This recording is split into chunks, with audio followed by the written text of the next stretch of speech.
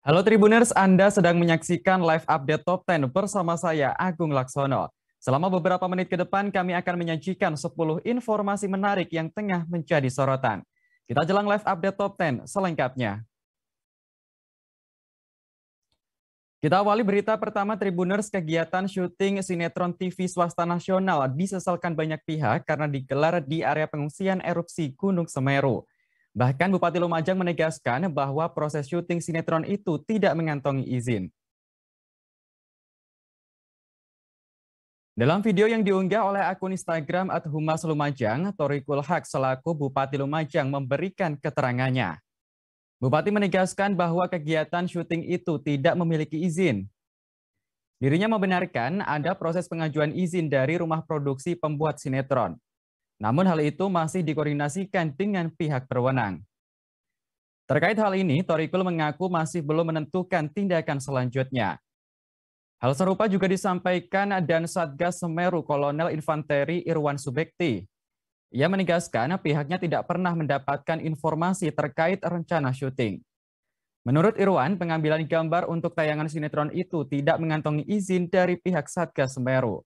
Bahkan tidak pernah ada koordinasi terkait pelaksanaan syuting tersebut. Sementara itu, seorang kru produksi selaku penggarap sinetron mengatakan sudah mendapatkan izin menggarap sinetron itu di lokasi dari Bupati setempat. Lokasi pengungsian Semeru memang sengaja dipilih oleh pihak rumah produksi sinetron tersebut. Alasannya karena mereka menggarap sinetron yang menceritakan kisah tokoh relawan. Sebelumnya, video proses syuting sinetron yang diambil di posko Desa Penanggal, Kecamatan Candipuro, Lumajang pada Selasa 21 Desember viral di media sosial. Para relawan dan warganet menyuarakan kritik mereka terhadap sinetron tersebut lantaran tim produksi dianggap tak memiliki rasa empati. Bahkan salah satu adegan di dalamnya ada yang menampilkan adegan berpelukan. Lantaran hal tersebut menuai polemik, akhirnya rumah produksi sinetron tersebut menyampaikan permintaan maaf melalui akun Instagram resminya. Salah satu artis yang membintangi sinetron itu pun juga turut meminta maaf di akun media sosialnya. Kegiatan pelaksanaan syuting sinetron, baik surat perizinan dari Pemkab, surat perizinan dari Polres maupun surat perizinan dari dan Satgas Bencana Erupsi Semeru, tidak ada. Jadi bahwa mekanisme untuk perizinan itu, kalau perizinannya adalah kegiatan ada di Polres. Perizinan untuk masuk ke lokasi bencana di dan Satgas. Tapi ingin saya sampaikan begini, tempat pengungsi yang ada di Penanggal dan tempat pengungsi yang lain di pos-pos pengungsian untuk masyarakat yang terdampak erupsi Semeru ini tidak ada pengketatan atau tidak ada pilah-memilah siapa yang masuk. Jadi masyarakat boleh datang, memberi bantuan langsung boleh. Termasuk juga teman-teman media yang ingin mendokumentasikan suasana keadaan di pos pengungsian boleh, silakan langsung. Berwawancara dengan masyarakat langsung boleh.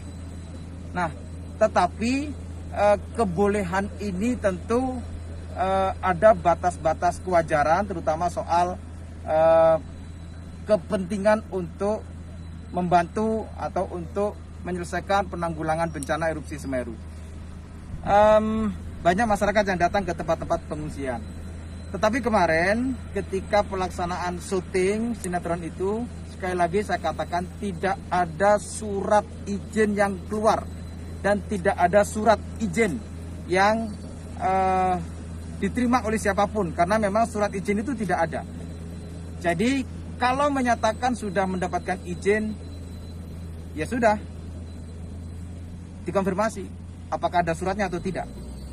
Soal disposisi itu? Nah, disposisi sekarang sedang kami telusuri terkait dengan mekanisme.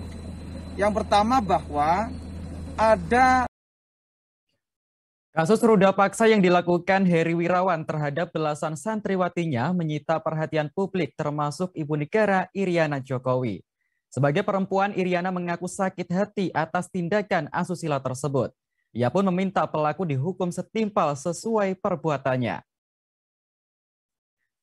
Pernyataan Ibu Negara disampaikan seusai bertemu penyintas tindak asusila di Balai Besar Pendidikan dan Pelatihan Kesejahteraan Sosial atau BBPPKS Kabupaten Bandung Barat. Dalam kesempatan itu, Iriana didampingi oleh Wuri Ma'ruf Amin bersama anggota organisasi Aksi Solidaritas Indonesia Maju atau OASE-KIM pada Selasa 21 Desember. Mereka datang untuk memberi motivasi kepada anak-anak perempuan yang menjadi korban tindak asusila Heri. Pada pertemuan itu, Iriana berbincang dengan 12 orang penyintas dan seorang saksi yang didampingi oleh psikolog. Saat memberikan keterangannya, Iriana mengungkapkan kesedihannya atas musibah yang dialami para penyintas tindak asusila. Dengan suara bergetar, Iriana mengaku sakit hati atas kejadian tersebut. Ia pun berharap kejadian serupa tidak terjadi kembali. Atas kejadian itu, Iriana pun berharap penegakan hukum secara tegas juga dapat diberlakukan kepada pelaku. Menurutnya, pelaku kejahatan asusila patut dihukum seberat-beratnya sesuai dengan perbuatan yang telah dilakukan. Terlepas dari hal tersebut, Iriana menyampaikan kondisi para penyintas saat ini dalam keadaan sehat. Bahkan mereka mengaku senang dikunjungi olehnya dan Ibu Wuri Ma'ruf Amin.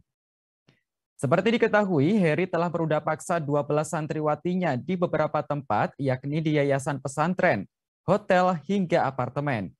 Bahkan korban disebut ada yang hamil hingga melahirkan bayi. Tak hanya itu, Heri ternyata memanfaatkan anak-anak yang lahir akibat tindakannya itu untuk meminta sumbangan.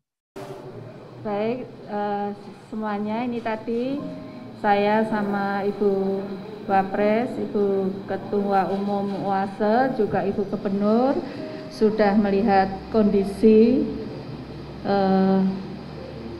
korban penyintas asusila. Tadi saya lihat sehat semua, senang. Saya tengok sama Bu Wuri. Makanya untuk hukum harus ditindak tegas dan keras. Dan juga pelaku dihukum seberat-beratnya sesuai kelakuannya. Saya sebagai perempuan sangat sakit sekali. Sakit sekali saya. Nanti semoga tidak ada korban-korban yang lain. Demikian yang bisa saya sampaikan. Terima kasih. Kemunculan sejumlah baliho Puan Maharani di lokasi bencana erupsi Gunung Semeru di Lumajang menuai pro dan kontra. Banyak yang menilai baliho itu menunjukkan sikap tak berempati terhadap para korban bencana. Dalam video yang beredar di media sosial, tampak baliho tersebut terpasang di sepanjang jalan area terdampak erupsi Gunung Semeru. Terpampang dengan jelas wajah Puan Maharani dengan tulisan "Tangismu, tangisku, ceriamu, ceriaku, saatnya bangkit menatap masa depan." Sementara di pojok kiri bagian atas baliho tertera tulisan "Relawan Puan Maharani". Baliho itu dipasang bertebaran hampir di sepanjang jalan Kecamatan Pasirian dan Kecamatan Candipuro. Seorang relawan bencana erupsi Gunung Semeru, Khomarudin, mengatakan bahwa baliho itu terpasang sehari sebelum Puan mengunjungi para pengungsi. Diketahui Puan datang ke lokasi dan memberikan bantuan pada Senin 20 Desember 2021. Meski begitu, Khomar menilai keberadaan baliho di lokasi tersebut kurang etis. Hal itu disebut sebagai bentuk kegagalan komunikasi politik. Seharusnya baliho yang dipasang itu tidak menonjolkan personal Puan Maharani, tetapi menunjukkan bentuk kepedulian pada korban bencana letusan Gunung Semeru. Sementara itu, Sekretaris DPC PDIP Lumajang, Bukasan, mengatakan baliho itu tidak dibuat dan tidak dipasang oleh partai. Menurutnya, baliho-baliho itu dibuat dan dipasang oleh relawan Puan Maharani. Bukasan menjelaskan hanya memasang baliho selamat datang atas kunjungan kerja Puan Maharani sebagai Ketua DPR RI. Adapun jumlah baliho yang dipasang juga tidak banyak dan hanya berada di Kecamatan Pronojiwo.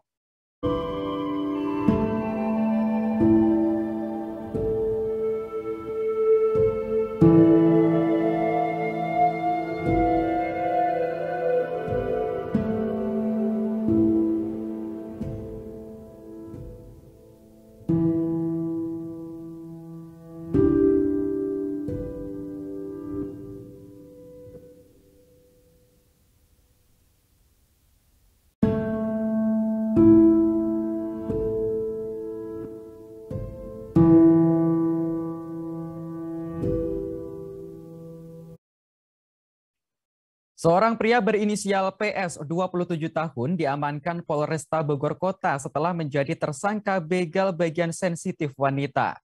Untuk memberi efek jera, pelaku diarak keliling alun-alun Kota Bogor oleh aparat gabungan wanita penegak hukum dari TNI Polri pada Selasa 21 Desember siang. Dengan tertunduk malu dan kondisi tangan di borgol, PS menjadi tontonan warga. Ia diajak keliling alun-alun Kota Bogor oleh aparat kepolisian.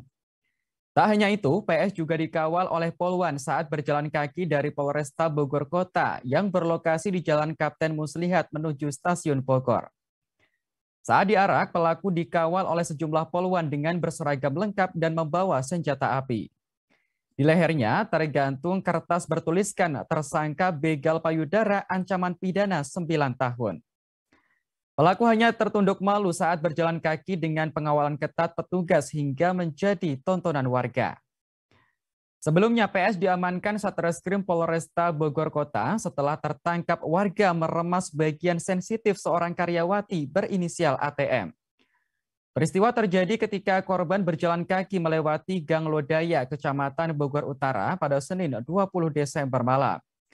Karena jalan sempit, korban yang berpapasan dengan pelaku akhirnya berhenti. Saat itulah pelaku melancarkan aksinya dengan meremas area sensitif korban. Pelaku diketahui merupakan seorang teknisi sebuah rumah sakit di Jakarta. Pihak kepolisian menyebut masih mendalami motif dari pelaku pelecehan itu. Namun dari barang bukti yang disita, pihak kepolisian menduga pelaku hendak bertemu dengan teman kencan yang dipesan melalui aplikasi media sosial. Namun ternyata ia salah sasaran. Selain menyita ponsel, polisi juga mengamankan alat kontrasepsi hingga tisu magic yang ada di dalam tas pelaku.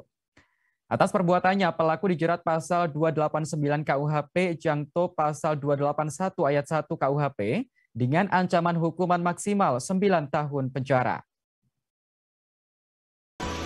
Baik rekan-rekan media, Assalamualaikum warahmatullahi wabarakatuh. Kami dari Wanita Penegak Hukum Kota Bogor. Jadi semalam ada laporan dari masyarakat bahwa ada kejadian terkait dengan begal payudara. Jadi siang hari ini kita lengkap, ada buka jari, kemudian dari rekan-rekan TNI, Serikandi Pol PP dan Dishub. Hari ini kita merilis kejadian tadi malam. Kronologisnya ada 2 orang wanita pulang kerja, kemudian pada saat jalan ada 1 orang pengendara motor. Nah, karena jalannya sempit, 2 wanita ini memberikan jalan. Tetapi ada seorang laki-laki yang memegang payudaranya dari salah satu wanita tersebut. Kemudian di saat waktu yang sama, itu ada saksi-saksi lain yang melihat. Sehingga pelaku tertangkap, kemudian diserahkan kepada kami, dan saat ini masih dalam proses penyidikan. Presiden Joko Widodo mengatakan bahwa negara maju banyak yang mengamuk pada Indonesia. Hal ini lantaran Indonesia menyetop ekspor bahan mentah nikel. Bahkan akibat kejadian ini, Indonesia digugat oleh Uni Eropa ke Organisasi Perdagangan Dunia atau WTO. Hal itu diungkapkan Presiden Jokowi saat menghadiri acara puncak hari ulang tahun ke-7 Partai Solidaritas Indonesia atau PSI pada Rabu 22 Desember. Dalam sambutannya, Jokowi menyinggung soal sumber daya nikel di tanah air yang menjadi incaran negara maju di dunia. Keputusan Indonesia menyetop ekspor bahan mentah nikel ternyata membuat sejumlah negara maju bereaksi. Meski begitu, Jokowi mengaku tak mempersoalkan gugatan tersebut. Jokowi pun mengatakan dirinya siap menghadapi segala kemarahan dan tuntutan dari negara-negara tersebut.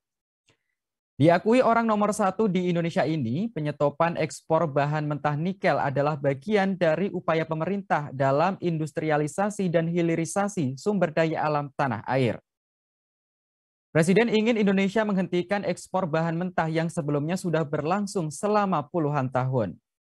Melalui proses industrialisasi dan hilirisasi, Jokowi berharap lapangan kerja semakin terbuka luas dan Republik Indonesia mendapat nilai tambah.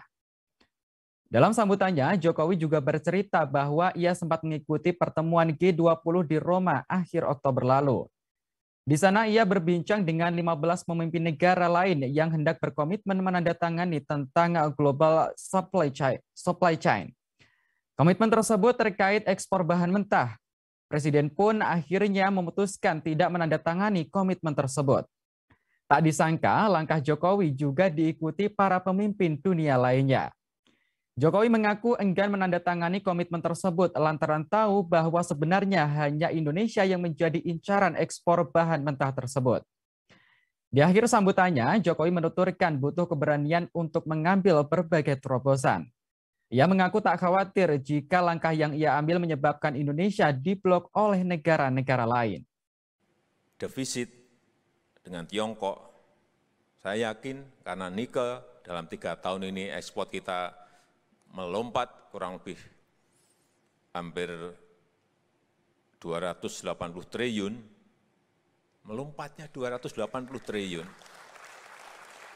Tahun depan mungkin kita sudah enggak defisit lagi dengan Tiongkok, kita justru surplus dengan Tiongkok.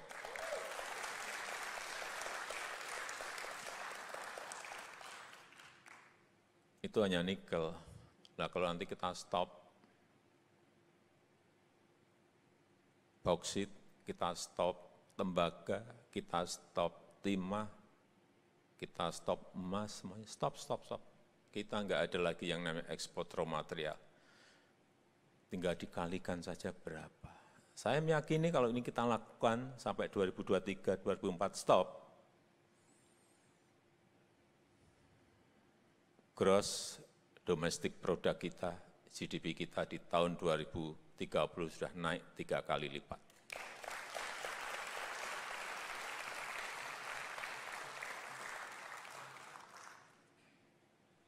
Tolong ini dicatat. Kalau sudah itu artinya perkiraan kita income per kapita kita antara 11.000 sampai 15.000 US dollar. Ada yang menghitung 20 sampai 21, kita ngitungnya, kalau ngitung-hitungan seperti itu pesimis saja. Nah, kalau nanti bisa melompat ke 20 ya alhamdulillah. Tapi ini memang butuh keberanian. Kadang Minto Suwito Siam atau yang dikenal masyarakat dengan Mbah Minto Klaten meninggal dunia pada Rabu 22 Desember 2021. Kabar berpulangnya Mbah Minto dikonfirmasi oleh pemilik channel YouTube Ucup Klaten, Muhammad Sofyan alias Ucup. Mbah Minto meninggal dunia pada Rabu 22 Desember malam pukul 21:15 waktu Indonesia Barat dalam usia 85 tahun. Sosok Mbah Minto mulai banyak dikenal publik saat muncul sebagai pemeran Simbok pada sebuah video parodi yang diunggah di Instagram maupun channel YouTube Ucup Klaten. Video parodi berbahasa Jawa tersebut berisi pesan terkait imbauan agar tidak mudik akibat adanya pandemi virus corona. Video kelucuan Mbah Minto bahkan menarik perhatian Gubernur Jawa Tengah Ganjar Pranowo. Ganjar ketika itu sampai menghubungi Mbah Minto via live Instagram. Bahkan Ganjar juga memberikan tunjangan hari raya atau THR kepada Mbah Minto sebesar 1 juta rupiah. Mbah Minto sendiri mengaku tak menyangka jika video parodi jangan mudiknya viral di media sosial. Seusai viralnya video parodi mudik, Mbah Minto mulai muncul di channel YouTube Ucup Klaten dan Instagram @ucup_JBS Klaten. Bersama Ucup, Mbah Minto kerap muncul membawakan konten komedi termasuk konten untuk kepentingan iklan maupun sosialisasi. Terlepas dari konten di media sosial, tak banyak yang tahu bahwa Mbah Minto tinggal seorang diri. Sementara Ucup merupakan tetangga yang tinggal tak jauh dari rumah Mbah Minto. Meski demikian, Mbah Minto kini telah memiliki 15 cucu dan 4 orang cicit. Ucup menceritakan dalam proses pembuatan video kerap kali dilakukan tanpa teks tertulis yang harus dipelajari Mbah Minto. Sepanjang kehadirannya sebagai YouTuber di channel Ucup Klaten, Mbah Minto sudah beberapa kali muncul dengan konten-konten lucu. Beberapa di antaranya seputar sosialisasi seperti soal vaksin, COVID-19, PLN, dan beberapa lainnya berupa konten untuk kepentingan iklan. Adapun kini Mbah Minto sudah dimakamkan di Argoloyo, Wonosegaran, Klaten pada Kamis 23 Desember. Jenazah dimakamkan sekompleks dengan almarhum suaminya.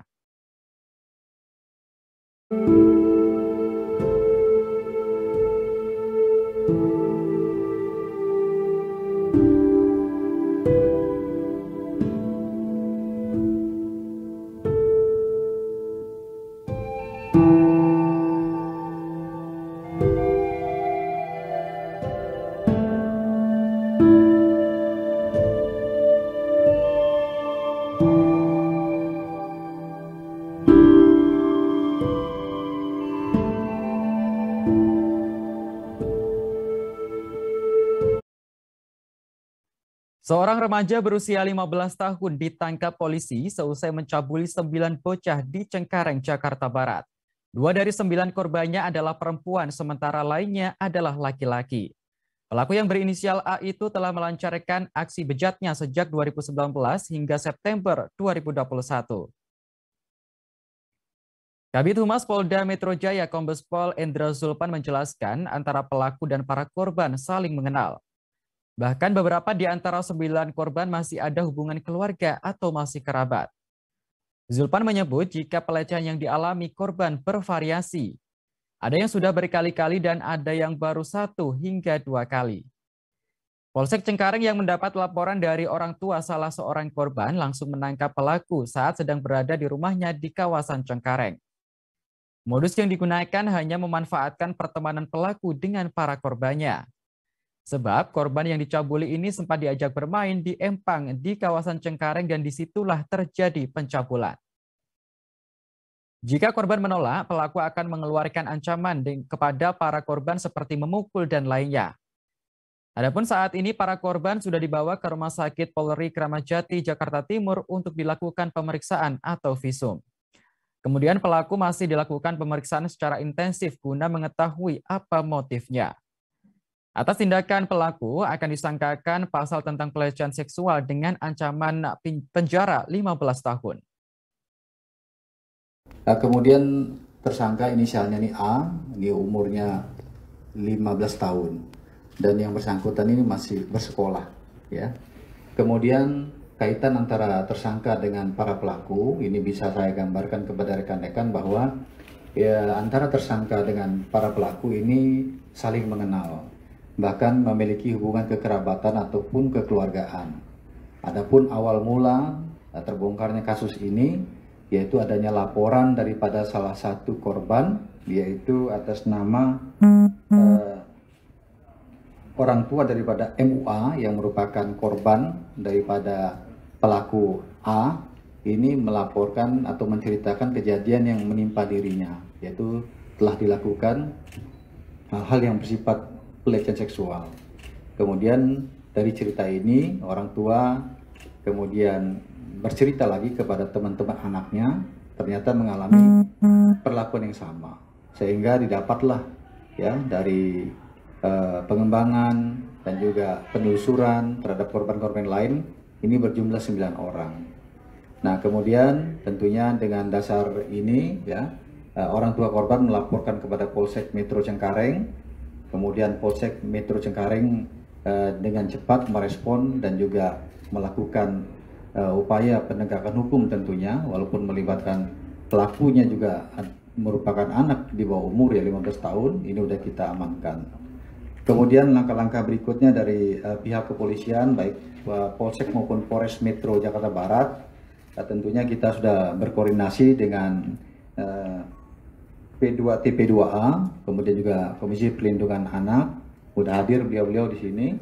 Kemudian penanganan ini tentunya rekan-rekan, ini kita sesuaikan dengan tindak pidana yang ada dan juga peraturan hukum yang berlaku, yaitu yang terkait dengan perlindungan anak. Kemudian terkait dengan kasus ini, ya adapun modus yang digunakan pelaku, ini merupakan ataupun hal-hal yang bersifat pertemanan, mengajak temannya bermain di empang dan sebagainya. Kemudian setelah itu ada yang di bawah tekanan dan ancaman, ya, sehingga terjadi perbuatan pencabulan.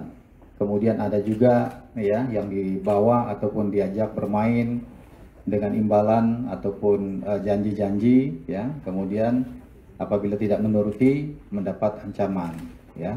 Kemudian ada juga yang memiliki hutang dengan dia, ya akan dibayar kalau mau menuruti perbuatannya. Kira-kira begitu ya, itu kronologis ataupun modus yang digunakan, bujuk rayu, dan juga ada penekanan serta ancaman.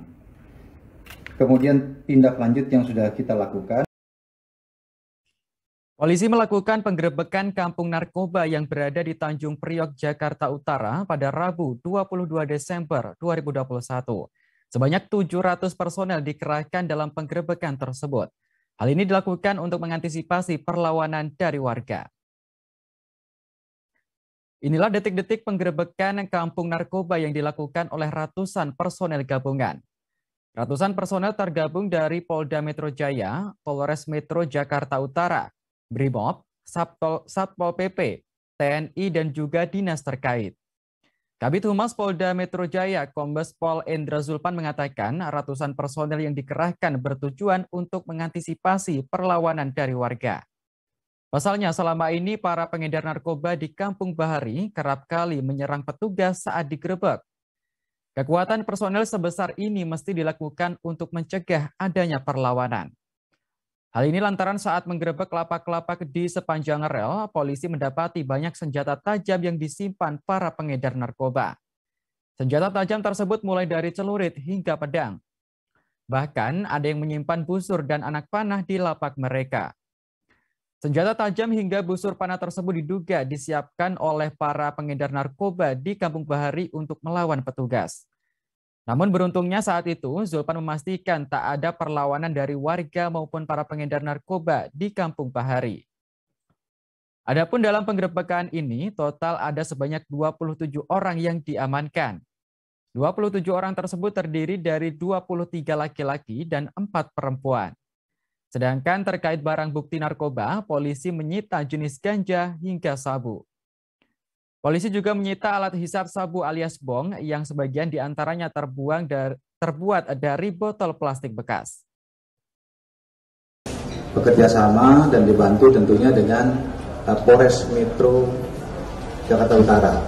Adapun lokasi kegiatan yang dilakukan penertiban dan juga pembersihan serta penangkapan terhadap beberapa pelaku pengguna narkoba ini adalah lokasinya di Kampung Bahari, Tanjung Priok, Jakarta Utara. Kemudian dari kegiatan hari ini, tim berhasil mengamankan ya saat ini 27 orang. Ya, 27 orang, di mana mereka pada saat diamankan memiliki keterkaitan dengan narkoba ataupun barang bukti yang ada di depan kita ini. Barang temuan atau barang bukti sudah kita gelar di depan, ya rekan-rekan bisa melihat bahwa ini merupakan fakta adanya peredaran narkoba di wilayah tersebut, ya sehingga tentunya dengan adanya kegiatan ini, ya ke depan nantinya, ya daerah Kampung Bahari Tanjung Priok ini dengan dilakukan penertiban hari ini oleh tim gabungan akan nanti dijadikan ya kampung tangguh bebas narkoba. Kemudian kepada mereka yang hari ini kita amankan dan kita tangkap tentunya proses hukum agar mereka tetap kita lakukan ya. Kemudian ini pasal yang dipersangkakan walaupun mereka belum kita tetapkan sebagai tersangka karena masih akan diperiksa, tetapi yang digunakan sudah jelas adalah Undang-Undang Narkotika Nomor 35 Tahun 2009. Tentunya ini kita tahu ya, baik ini mulai pengguna maupun pengedar, ini ancaman hukumannya mulai dari 6 tahun hingga. Kabar duka datang dari dunia sepak bola tanah air. Kiper atau penjaga gawang Tornado FC Pekanbaru, Taufik Ramsyah meninggal dunia akibat mengalami benturan di kepala saat bertanding di Pekanbaru. Taufik menghembuskan napas terakhir setelah beberapa hari dirawat secara intensif di rumah sakit setempat pada Selasa 21 Desember 2021. Insiden cedera parah yang dialami Taufik Ramsyah berawal saat ia bertanding memperkuat timnya Tornado FC dalam laga Liga 3 pada Rabu 18 Desember lalu. Pada menit ke-40 ketika laga antara Tornado FC dan Wahana FC dengan skor 1-1, Taufik Ramsyah mencoba mengamankan bola dari serangan yang dilancarkan tim lawan. Namun pemain lawan tampak melakukan tindakan yang cukup berbahaya kepada Taufik Ramsyah. Entah sengaja atau tidak, Taufik Ramsyah langsung tak sadarkan diri di lapangan. Hingga ia mendapatkan perawatan yang cukup lama oleh tim medis. Karena kondisinya semakin memburuk, Taufik dilarikan ke rumah sakit menggunakan ambulans. Setelah beberapa hari mendapatkan perawatan medis, akhirnya nyawa Taufik Ramsyah tidak tertolong. Diketahui Taufik mengalami cedera cukup parah di bagian kepalanya. Ia mengalami keretakan yang cukup serius pada bagian tengkorak kepala. Berpulangnya Taufik Ramsyah tentu menjadi duka bagi sepak bola Indonesia. Indonesia kembali kehilangan seorang pemain dalam sebuah pertandingan sepak bola. Sementara itu, manajer Tornado FC Reza mengenang sosok Taufik sebagai remaja yang sedikit pendiam. Meski begitu, Taufik memiliki banyak teman. Pada saat pengantaran jenazah ke pemakaman, ia diikuti para pesepak bola yang ada di beberapa daerah di Riau, seperti Pekanbaru dan Kuansing. Tornado FC pun merasa sangat kehilangan kiper terbaiknya. Selama 2 tahun bergabung di Tornado FC, Taufik memiliki kemampuan menjadi penjaga gawang yang andal.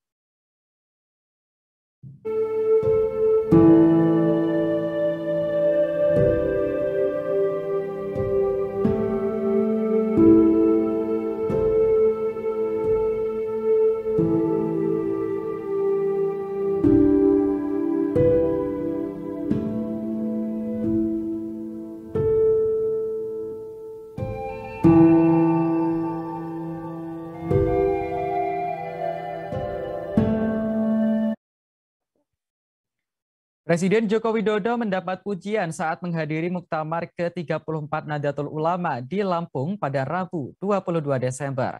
Jokowi dipuji oleh Ketua Panitia Muktamar ke-34 NU Imam Aziz terkait adanya jalan tol di Lampung. Menurut Imam, kini masyarakat merasakan dampak dari pembangunan jalan tol yang telah diresmikan Presiden Jokowi. Ujian yang disampaikan Imam sontak mengundang riuh tepuk tangan undangan yang hadir dalam acara tersebut. Dikatakan oleh Imam bahwa pujian itu merupakan titipan dari masyarakat Lampung. Setelah adanya jalan tol, wilayah Lampung menjadi padat dan semakin berkembang pesat.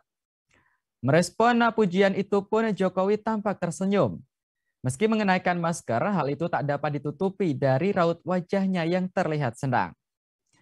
Imam tak menjelaskan lebih dalam terkait pembangunan tol di Lampung yang disebutnya luar biasa itu.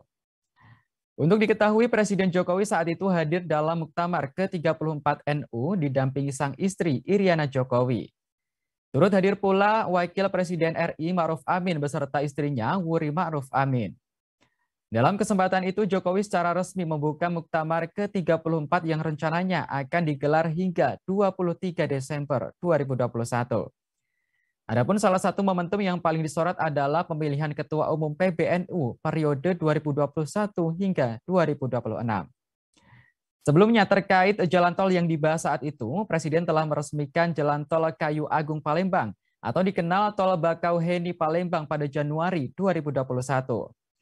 Jalan tol ini menjadi bagian dari tol Trans Sumatera di bagian sisi selatan.